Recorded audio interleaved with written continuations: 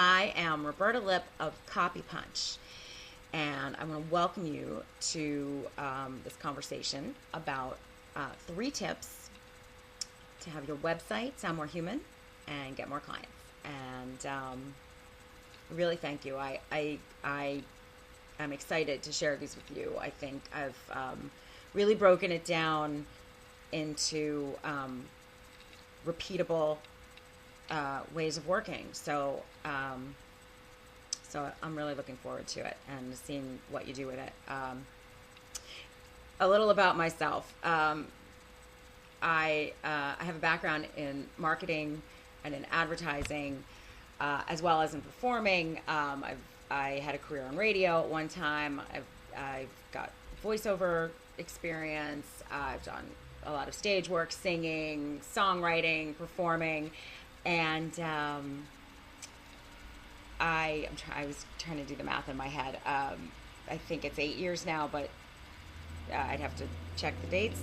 I started a blog along with my sister, devoted to the television show Mad Men. That's why I gave this a look. If you're a Mad Men fan, if you're a real fan, this means something to you. And actually, this was a gift from one of our readers. The blog is called Basket of Kisses, and it is the #1 fan site for the show. It's been recognized by the creators of the show, the actors. A lot of them read it, and it's exciting stuff. And I'm actually recording this video a few days after the mid-season finale of season 7. And we just interviewed Matthew Weiner, the creator of the show, and so I'm in a little bit of that swirl. And now coming back to these 3 tips, and you know, my blogging background, blogging, the way that blogging started, brought this very human sound to writing. And now, how do you take that and bring it to your marketing copy? And I think the first question that you might have is why?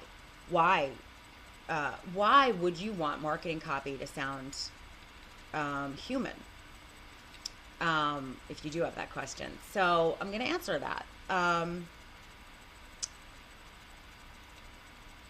When you're reading something and it has a humanity to it, it actually gives you the experience of being in a conversation.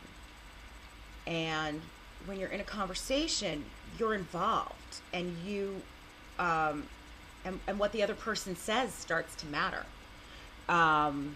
So it actually gets your clients and your potential clients involved, and they actually have something at stake about what you're talking about. So again, we're going to get more into how to do that, and there'll be more about why as we go along as well.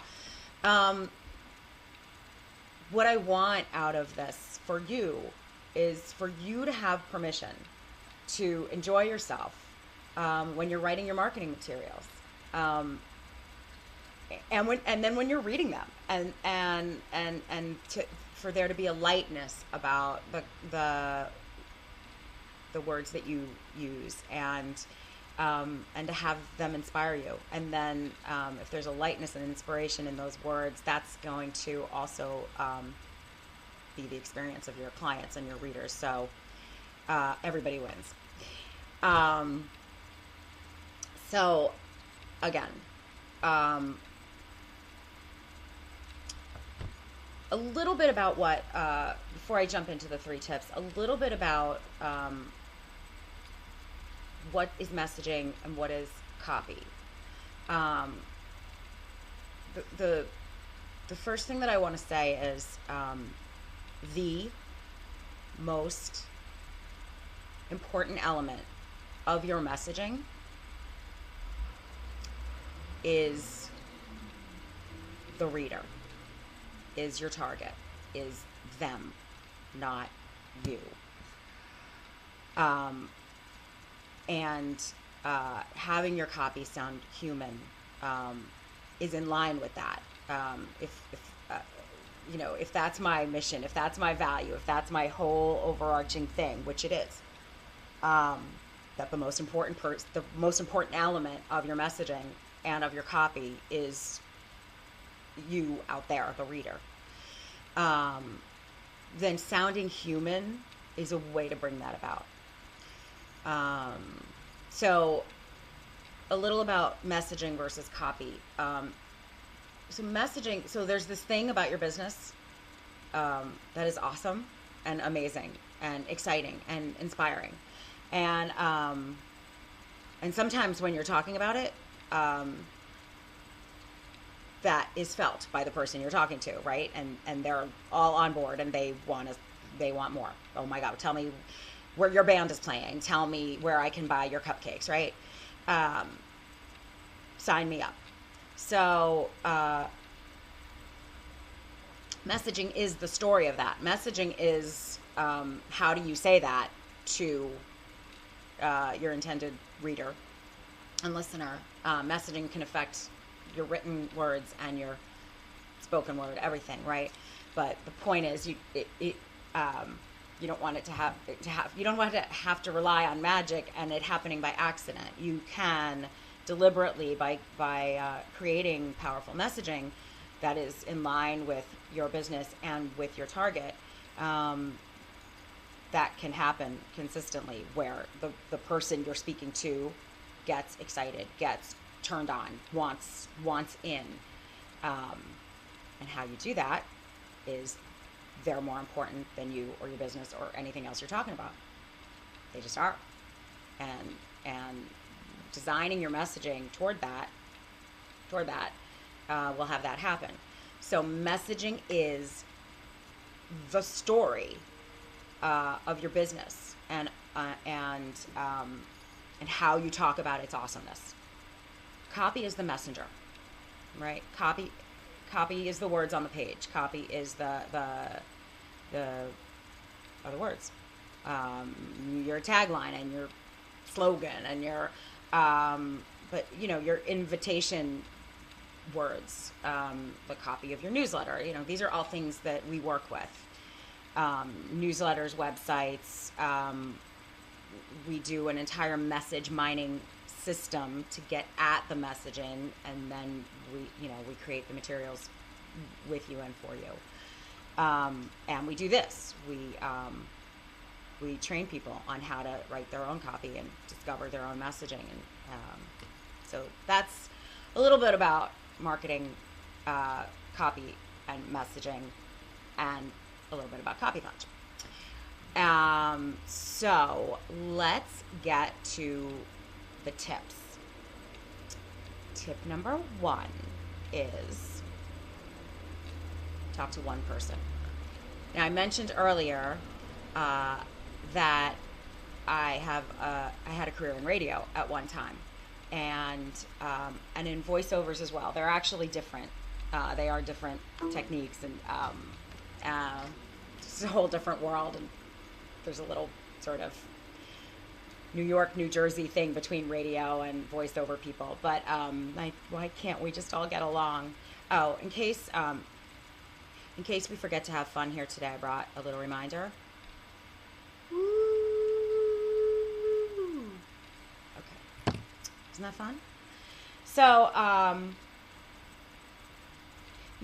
when you think of radio announcers, you think of like Thursday, and the whole sort of like, hello, everybody out there in radio land. And that's what you think of.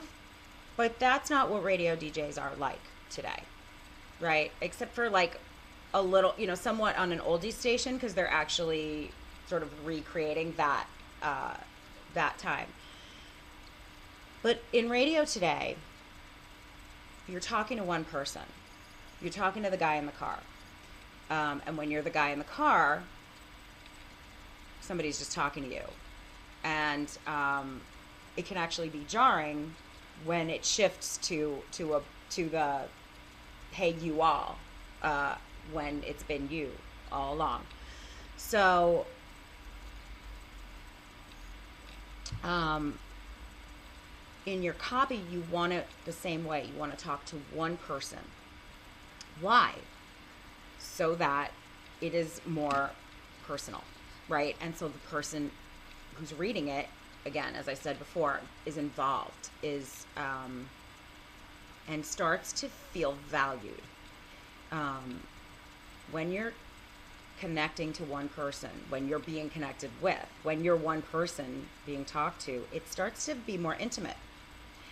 Um, so, a couple of tips inside that tip of talk to one person. Um, you never want to say I. Now, I know a lot of you, your websites are in the first person, and there's a lot of I in there. And there's nothing wrong with, well, I think there's something wrong with first person. I don't use first person in my marketing materials. So what I will use is, first of all, I'll break structure a little bit. So I'll start with, so like on a website, let's say, we work. You could start with, okay, Copy Punch. We work with entrepreneurs who are struggling with their copy, right? That's actually not what I say, but we work with entrepreneurs who, ... And you can actually start flipping it inside, just break. I believe in breaking grammatical structure. And if you're careful with it and it's not sloppy, it can be subtle. So you can start a paragraph or a few lines where you start by saying, we work with entrepreneurs who, and then the next sentence could say, we want your business to be successful. If you do it right, the reader won't notice, and you're talking to one person. Okay, so you've talked to the world of entrepreneurs and to one person. Another way you could do it is, we work with entrepreneurs like you. Now, you might have a concern. Well, what if it's not an entrepreneur reading it, or whatever it is I just said? Hold that thought, save it for tip number 3. If you do need a plural, you can also do, for some of you, okay, so it's broad, but you're keeping the language, not hey everybody. There's a difference, and it'll be listened to differently. I'm going to give you a little bonus tip. In your bio, it should always be third person. I just think it should. I don't think your bio should be, hi, I got my start and blah, blah, blah. It's Roberta Lipp got her start here. Copy Punch. There should just be no I, and especially not in a bio. Again, why? Your bio, like every other piece of copy that you're writing, is a marketing material. And the most important person there isn't you, right? It's the person reading it. It's your potential client. It's your target audience. So, so every time you say the word I, it pulls focus, and it also it lacks professionalism, and we're going to get more into that in the next tip, the balance between casual and professionalism. But first, we're going to pause. Are we unpaused? And we are unpaused, and we are partying. Come on. Okay. So we just talked about the first tip, which is talk to one person. Okay. The second tip for having your copy sound more human is have it be a conversation. Now, again, why? Pretty much same answer. It's engaging. The reader is involved, has something at stake. My mom used to tell me that when she gets sleepy on the road, she will put on talk radio, because talk radio, you start arguing or you're engaging, So I always thought that was interesting. And similarly, um, if you set it up like a conversation, um, the you're engaging their brain and their contribution. There's a sense that when you are in a conversation, you're a contributor, right? So if it seems like you're in a conversation, your brain sees itself as a contributor. Um, so now, how do I mean a conversation? How do you create a sense of conversation, of dialogue, of back and forth? Um, how do you give someone the sense that they're actually being listened to and heard and valued? Again, that's our goal, right? Uh, in written word, or in a talk to many, where you may have an opportunity to say how many of you blah blah blah, how many of you blah blah blah. Okay, so there's a different bit of leeway there, but and please don't say blah blah blah. And I'm gonna pause again because I'm just gonna deal with this, and you don't need to see that. Awesome. Oh, where's the nose? All better. Okay. So again, some tips inside of the tip called Have It Be a Conversation. You want your language to be natural, not artificial, not overly formal. Now, there's a fine line. So you can definitely, it's not, now I want to distinguish between conversational copy and a real conversation.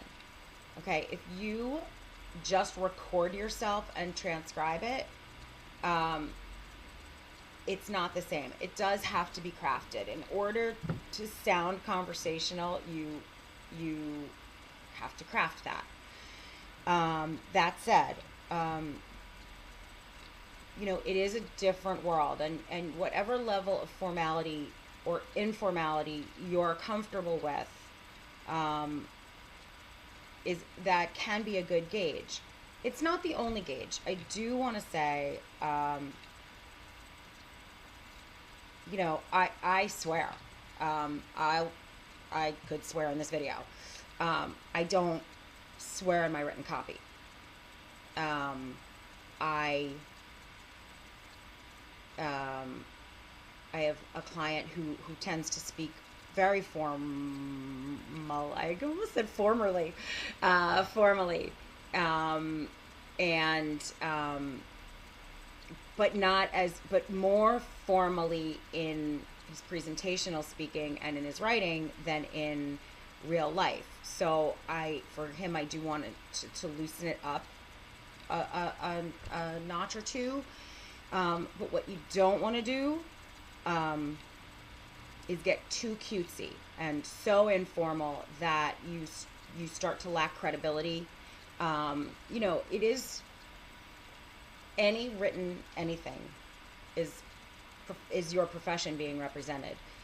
So people are always, one of my coaches says this, you're always being auditioned, right? So you want to make sure that,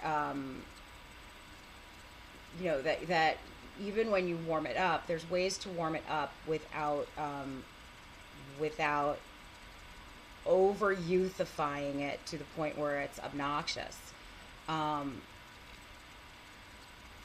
So like I will use in my copy, and it depends. It also depends on where. Okay, an email and a newsletter is a different communication than your website. It also depends on your brand. Inside of your brand and who you are and who the company is, you might have permission to be sort of loose all over, or my recommendation is be a little tighter on your website and on your kind of longer lasting, farther reaching materials than in a newsletter, your social media, all of that kind of thing depends on your brand and you can always run it by someone else. It's good to get an opinion of somebody who will give you a straight opinion. Those people aren't easy to find. Once you find them, keep them, and get outside opinions. But it's why spelling counts. Spelling counts because that's your professionalism. If you weren't careful enough to make sure this was spelled right, then how are you going to be with me when you're giving me whatever it is you do, right? A back massage, or when you're baking my cupcakes, or however that goes. So that's all that all goes to your credibility, your authority, your professionalism, right? So some examples of ways you can loosen up your language. If a word sticks out as a big word, check it out. See if there's a less big word way to say that. It might be exactly the right place for a big word, but it might be the place to, try different things. Like, pay attention to the words you're using and play with them, and try different things. And I, by the way, I wasn't even going to mention this. I just thought of this. I read all my copy out loud. When I work on a website for a client, I'll finish a big section and I will read the whole thing out loud. I'll go back later, I'll read it out loud. I want to hear how it sounds, even though it's not designed to be spoken. It isn't Shakespeare, and I don't mean that facetiously. If you've ever tried reading Shakespeare and it's been hard, read it out loud. It's meant to be heard. It's meant to be said and heard, right? Websites aren't. But it is a good way to sort of hear in a different way, and we all learn differently and we all process differently. The flow, and the language. And as you're playing with this, as you're testing this new expansion of the humanity of your copy, out loud isn't a bad way to do that, right? So again, don't be too cutesy. Don't fill it with there's been a lot of that kind of out of that blogging world. Knock it off. Now what you can do is you can say, so ... and with a couple of extra A's. Those are what are comfortable for me as ways to show that humanity in a moment where I may want to show that humanity, without being too, again, cutesy. Do not ever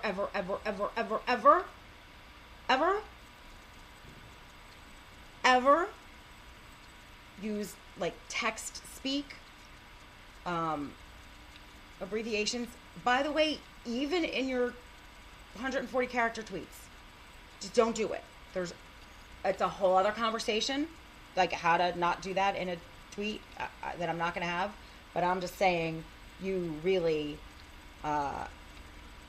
you never want to use the letter U for you, unless you're doing it deliberately, facetiously, if there's a context within where the reader fully knows you're playing. Never, ever, ever, ever. Okay, in case that wasn't clear, raise your hand if you think you should ever. That's right, no hands. Thank you. Here's another way to have it be a conversation, because that was the topic. You can say, I recently in a newsletter I was writing for one of my clients, I wrote, we've spoken quite a lot with you lately about. That's in a newsletter. That's copy from a newsletter. We've spoken quite a lot with you lately about. That's you, right? We used the word spoken, even though it's written, right? And you can see how that sets up when you're reading that. We've spoken with you quite a lot lately about how that feels like a conversation. And then another Another one of my tricks for having it be conversational is questions. Ask questions.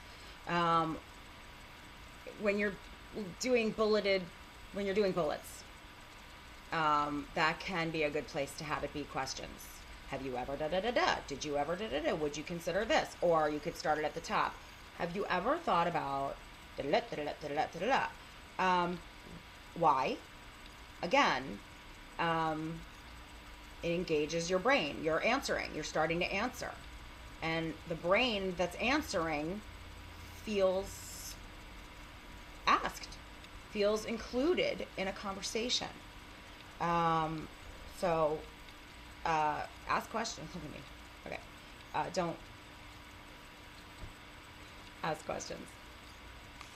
I'm going to pause again and come back with the third tip. I'm back with a slight wardrobe change. Just took the jacket off. It's getting a little warm in here. And a reminder to lighten up. Okay. My third tip. The third tip for keeping your copy human. The first tip being talk to one person. The second tip, it's a conversation. The third tip is have it be universal. So you want, now this breaks a lot of tradition in the world of marketing, and know your target and understand your target and be very specific. I say you're talking to everyone. The interwebs is a very big place, and you don't know who's clicking on you. And it could be someone who is exactly your perfect client, or it could be somebody who is the assistant of your perfect client, but doesn't, wield the credit card. Or it could be, you just don't know. So you always want your language to include everyone. That's why a human approach, you're always talking to a person. I used to work in pharmaceutical advertising, professional pharmaceutical advertising, and what that means is that the output was to professionals. Unless you are a professional, you didn't see it. So it was to healthcare professionals only. It was in the medical journals. It wasn't the ads in Good Housekeeping, right? It was. So in meetings, people would constantly say, "But what does that mean to a doctor?" And one of the creatives would always say, "But it's a person." And in my big sort of goals and missions and visions, I would get rid of B2B. I say we're all talking to people, and let's all talk to people as people. So I'm not talking about dumbing it down, although it could seem like that at times when I'm saying, stop using those, and this is usually more in a very corporate or at least a very, very sort of technical or specific field where you get a lot of abbreviations and acronyms. My brain just tried to say anachronism, which is a completely different thing. So, so I do believe in dumbing it down in that sense, in speaking in a language that everyone can understand. I'm not talking about have it be a third grade level. I'm just saying you're talking to a human being. And for you, in your business, you're talking to a human being who doesn't know why you're so awesome, right? And they don't, and so when you get out of, language is a way to get out of what you know about what you do and into what they don't know about what you do. See, that's what's important. There's what you know about what you do and what they don't know about what you do. And in the space in between is your messaging. And if your copy is human, that's a way to bridge that gap. So you're talking to everyone. Now, with that as a premise, how do you talk to everyone? How do you include, how does every single person you're talking to or writing to experience being spoken directly to, even though you don't know them and you don't know what they are, right? So I'm actually going to read something. Oh, my glasses. Okay. So this is a piece I wrote for a personal organizer. Okay. So it goes like this. You may be in one of two places. One is, you might be terribly disorganized and you know it. You've considered bringing in help, but you are so messy you think it's hopeless and an organizer can't handle you or won't make a difference. Or you're embarrassed and won't bring someone in unless you make a certain amount of progress first. Or two, you're somewhat disorganized, but it isn't awful. In that case, you probably never considered getting supported by an organizer. Or maybe you've had the thought, but then dismissed it because you're not messy enough to warrant it, which the person who is too messy to want to bring it in would find incredibly ironic. If you're that rare person who is perfectly organized, way to go. Hopefully, as someone who digs your organizing ways, you'll hear a tip today you'll be hungry to start using. Now, see what I did there? So I'm going to go back and give you a little of what I did there, okay? I said you may be in one of two places. So I'm talking to you, but you could be in one of two places. And I'm not going to read everything. One is, you might be terribly disorganized and you know it. Two is, you're somewhat disorganized, but it isn't awful. Now, inside of one is, you might be terribly disorganized and you know it. You've considered bringing in help, but you're so messy you think it's hopeless an organizer can't help handle you or won't make a difference. Or you're embarrassed and won't bring someone in unless you make a certain amount of progress first. So that's two more places. So I say you might be in one of two places, but then each of those two places I actually split into two. So the second one is, you're somewhat disorganized, but it isn't awful. In that case, you've probably never considered getting supported by an organizer, or maybe you've had the thought, but dismissed it because you're not messy enough to warrant it. So now I'm talking to four different categories, but I'm still talking to you. And then I say, if you're that rare person who's perfectly organized, way to go. Hopefully, as someone who digs their organizing ways, you'll hear a tip today you'll be hungry to start using. So now I'm talking to you too. Now, I'm going to read you something else. Maya Angelou just died this week, and I'm going to read you a favorite quote from her. People will forget what you said. People will forget what you did, but people will never forget how you made them feel. And that is true for marketing. So, going back to the example where I now took one conversation and split it into 5 different scenarios. How you feel is, oh, she got me, or they got me, that company got me, I'm gotten, like, oh, he gets me, right? So that's how I feel. My brain is latching on to the experience of being known and understood and connected with, and is not latching on to, oh, there's 4 other types there. That's not what you're left with. What you walk away with is, wow, you nailed it. Buddy, you nailed it. You nailed me. I nailed 5. Okay? So that's when I talk about universal, it's also be inclusive. I have one more example of really something where you're universal and you're not splitting it out.